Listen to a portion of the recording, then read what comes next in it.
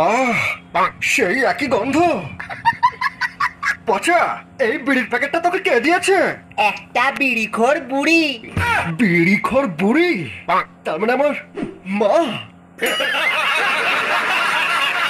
এটা এটা মায়ের হাতের তৈরি বিড়ি? একই বিড়ি অন্যজনও তৈরি করতে পারে।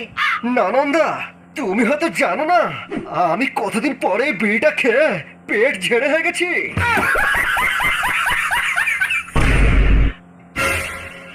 মা,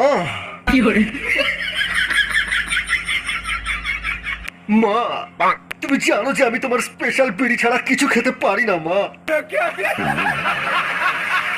মা গো, আমাকে একবার একবার তোমার স্পেশাল বিড়িটা খেতে দাও মা। কতদিন আমার পায়খানা ক্লিয়ার হয়নি মা, একবার। মা, তুমি আর বাবা যখন হানিমুনে গিয়েছিলে তখন একটু খৈনি কিনতে গিয়ে আমার বাবা সিঁড়ি থেকে পা ফসকে পড়ে গিয়ে সেই জায়গায় চোট খেয়েছিল। এ কথা তুমি জানলে কেমন করে?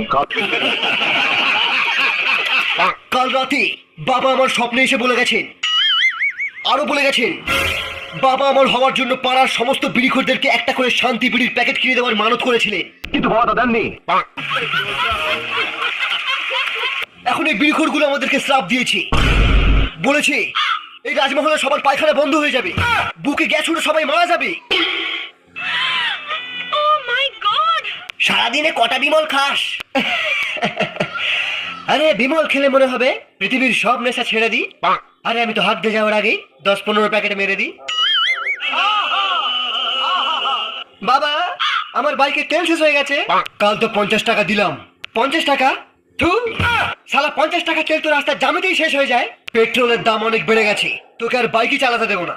আরে দরকার নেই তোমার বাইকে, আজ থেকে আমি টোটো কিনে চালাবো, নিজের টাকায় বাইক কিনবো।